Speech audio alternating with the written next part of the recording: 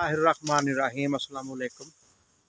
तो गंदम के काश्तकारां दे नाम एक अहम पैगाम आ कि मेरे वो काश्तकार जिन्हां दा रकबा खाली पिया होया वा पूरा 6 महीने तो साल तो और इंतज़ार कर रहे हैं कि असी नवंबर के महीने च ही गंदम काश्त करांगे।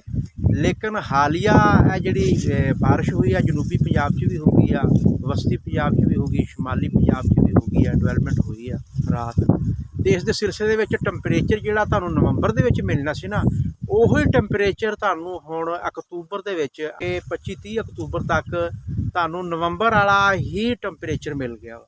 ਤੇ ਮੇਰੇ ਉਹ ਕਾਸ਼ਤਕਾਰ ਜਿਨ੍ਹਾਂ ਨੇ ਰਕਬੇ ਬਿਲਕੁਲ ਇਸ ਤਰ੍ਹਾਂ ਖਾਲੀ ਆ ਤੇ ਉਹ ਆਪਣੀ ਕਾਸ਼ਤ ਨੂੰ ਯਕੀਨੀ ਬਣਾਉਣ। ਤੇ ਦੂਸਰਾ ਜਿਨ੍ਹਾਂ ਜ਼ਿਮੀਂਦਾਰਾਂ ਦੀਆਂ ਜੁਲਾਈ ਕਾਸ਼ਤ ਆ ਮਕਈ ਆ, ਉਹ ਆਲੂ ਨਹੀਂ ਲਗਾਉਣਾ ਚਾਹੁੰਦੇ ਔਰ ਉਹਨਾਂ ਨੇ ਗੰਦਮ ਹੀ ਲਗਾਉਣੀ ਆ। ਤੇ ਆ ਦੇਖੋ ਨਾ ਕਿ ਇਹ ਇੱਕ ਬੰਦੇ ਦੀ ਇਹ ਮਕਈ ਆ, ਇਹ ਜੁਲਾਈ ਕਾਸ਼ਤ ਆ ਸੀ ਤੇ ਉਸਨੇ ਇਸ ਦਾ ਹਾਰਵੈਸਟਿੰਗ ਦਾ ਅਮਲ ਜਾਰੀ ਆ। ਤੇ ਅਬ ਹੁਣ ਅਸੀਂ ਮੁਲਾਕਾਤ ਕੀਤੀ ਆ ਤੇ ਉਹ ਕਹਿੰਦੇ ਆ ਕਿ ਮੈਂ 24-25 ਅਕਤੂਬਰ ਨੂੰ, ਜਦਕਿ ਵਸਤੀ ਜਨੂਬੀ ਪੰਜਾਬ ਦਾ ਇਹ ਏਰੀਆ ਵਾ, ਜਨੂਬੀ ਪੰਜਾਬ ਦੀ ਸ਼ੁਰੂਆਤ ਤੇ ਵਸਤੀ ਪੰਜਾਬ ਦਾ ਇਹ ਐਂਡ ਆ ਜਿੱਥੇ ਇਹ ਮਕਈ ਅੱਜ ਹਾਰਵੈਸਟ ਹੋ ਰਹੀ ਹੈ। ਤੇ ਬਿਲਕੁਲ ਇਹਨਾਂ ਦੀ ਵੀ ਇਹ ਤਿਆਰੀ ਆ ਕਿ ਅਸੀਂ ਜਨਾਬ 25 ਅਕਤੂਬਰ ਨੂੰ ਇੱਥੇ ਗੰਦਮ ਕਾਸ਼ਤ ਕਰ ਦੇਣੀ ਹੈ। ਤੇ ਵੀਡੀਓ ਬਣਾਉਣ ਦਾ ਮਕਸਦ ਆ ਕਿ ਜਿਨ੍ਹਾਂ ਦੇ ਰਕਬੇ ਖਾਲੀ ਪਏ ਆ ਉਹ ਵੀ ਆਪਦੀ ਕਾਸ਼ਤ 25 ਅਕਤੂਬਰ ਤੋਂ ਸਟਾਰਟ ਕਰ ਦੇਣ ਔਰ ਜਿਨ੍ਹਾਂ ਦੀ ਮਕਈ ਅਗੇਤੀ ਔਰ ਆਲੂ ਨਹੀਂ ਲਾਉਣੇ, ਮਟਰ ਨਹੀਂ ਲਾਉਣੇ, ਤੇ ਉਹ ਵੀ ਆਪਦੀ ਜਿਹੜੀ ਕਾਸ਼ਤ ਆ ਉਸ ਨੂੰ बर वक्त ਯਕੀਨੀ ਬਣਾਉਣ।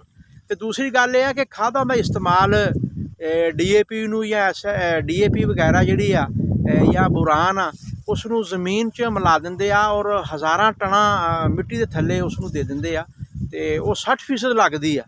ਤੇ ਮੈਂ ਤਾਂ ਇਹ ਕਹਾਂਗਾ ਕਿ ਆਖਰੀ ਸੁਹਾਗਾ ਐਵੇਂ 1.5-2 ਇੰਚ DAP ਜਿਹੜੀ ਆ ਉਹ MOP ਜਾਂ DAP ਜਾਂ ਜਿਹੜੀ ਚੀਜ਼ ਵੀ ਅਸੀਂ ਥੱਲੇ ਦੇਣੀ ਆ ਉਹ 1.5-2 ਇੰਚ ਨੀਚੇ ਹੋਣੀ ਚਾਹੀਦੀ ਆ। ਜ਼ਿਆਦਾ ਉਹਨੂੰ ਅਗਰ ਅਸੀਂ ਫੁੱਟ ਦੀ ਜਾਂ 6 ਇੰਚ ਜਾਂ 12 ਇੰਚ ਦੀ ਗਹਿਰਾਈ ਤੇ ਥੱਲੇ ਦਿਆਂਗੇ ਤੇ ਉਸ ਦਾ ਫਾਇਦਾ ਘੱਟ ਹੋਣਾ ਵਾ, ਜਿਹੜੀ ਅਸੀਂ ਕਮ ਗਹਿਰਾਈ ਤੇ ਦਿਆਂਗੇ ਉਹਦਾ ਫਾਇਦਾ ਜ਼ਿਆਦਾ ਹੋਣਾ।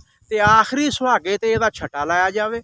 ਤੇ ਬੇਸ਼ੱਕ ਤੁਸੀਂ ਝੋਪੇ 'ਚ ਲਾਉਣੀ ਆ, ਬੇਸ਼ੱਕ ਤੁਸੀਂ ਰੌਣੀ ਕਰਕੇ ਬੀਜਣੀ ਆ ਔਰ ਬੇਸ਼ੱਕ ਤੁਸੀਂ ਇਹ ਜਨਾਬ ਉੱਪਰ ਗੱਪ ਛੱਟ ਕਰਨੀ ਆ। ਜਿਹੜੀ ਖਾਦ ਆ ਇਸ ਨੂੰ ਜ਼ਿਆਦਾ ਗਹਿਰਾਈ ਤੱਕ ਨਹੀਂ ਲਿਜਾਣਾ ਔਰ ਕੋਸ਼ਿਸ਼ ਕਰੋ ਤੁਸੀਂ ਕਿ 25 ਅਕਤੂਬਰ ਤੋਂ ਲੈ ਕੇ 10 ਨਵੰਬਰ ਤੱਕ ਆਪਣੀ ਜਿਹੜੀ ਗੰਦਮ ਦੀ ਕਾਸ਼ਤ ਆ ਉਸ ਨੂੰ ਤੁਸੀਂ ਯਕੀਨੀ ਬਣਾ ਲਓ।